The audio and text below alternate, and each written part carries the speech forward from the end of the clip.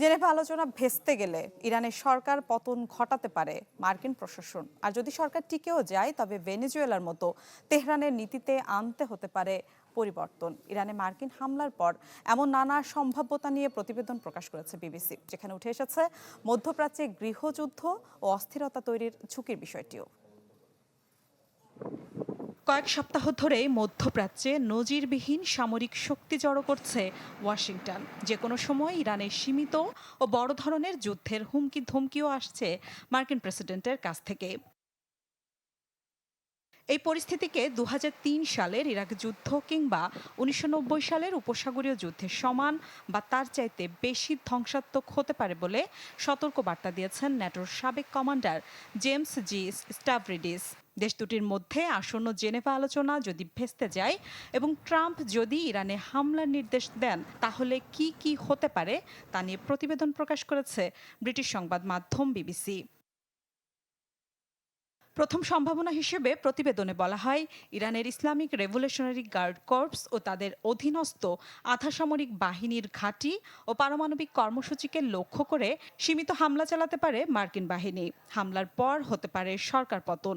আর যদি সরকার টিকেও যায় তবে ভেনেজুয়েলা মডেল অনুসারে কিছু নীতিতে আসতে পারে পরিবর্তন, যার মধ্যে রয়েছে মধ্যপ্রাচ্যে সশস্ত্র গোষ্ঠীগুলোর প্রতি সমর্থন কমানো, পারমাণবিক ও ক্ষেপণাস্ত্র কর্মসূচি সীমিতকরণের বিষয়গুলো।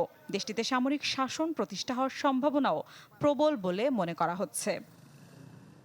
মার্কিন নৌ বিমান বাহিনীর সক্ষমতা অতুলনীয় হলেও ইরানের কাছে রয়েছে বিপুল ব্যালিস্টিক ক্ষেপণাস্ত্র ও ড্রোন, যার বেশিরভাগই গুহা, ভূগর্ভ বা পাহাড়ি এলাকায় লুকানো।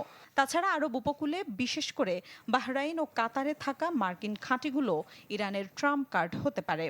নিজেদের জন্য হুমকি মনে করলে জর্ডান বা ইসরায়েলে হামলা চালাতে পারে তেহরান।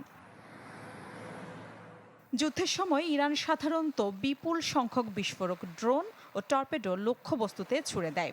এতে মার্কিন নৌবাহিনীর শক্তিশালী প্রতিরক্ষা ব্যবস্থা সবগুলো সময় মতো ঠেকাতে ব্যর্থ হতে পারে। কয়েকদিন আগেই যুক্তরাষ্ট্র ইরান আলোচনা চলাকালে কয়েক ঘন্টার জন্য হরমুজ প্রণালী বন্ধ রেখে সরাসরি গোলাবর্ষণের মহড়া চালায় তেহরান। খবর মিলেছে ওমান উপসাগর ও ভারত মহাসাগরে রুশ নৌবাহিনীর সাথে যৌথ মহড়ারও। ইরান যুক্তরাষ্ট্র যুদ্ধের একটি বাস্তব ঝুঁকি হল মধ্যপ্রাচ্যে গৃহযুদ্ধ ও অস্থিরতা তৈরি। মধ্যপ্রাচ্যের অনেক দেশই ইসলামী প্রজাতন্ত্রের অবসান দেখতে চাইবে, বিশেষ করে ইসরায়েল। তবে ৯,৩০,০০,০০০ জনসংখ্যার ইরান বিশৃঙ্খলার মধ্যে ডুবে যাক, এমনটা কেউই চায় না। প্রতিবেশী দেশগুলোর জন্য বড় উদ্বেগের কারণ হতে পারে এটি। মিলা খন্দকার, চ্যানেল 24।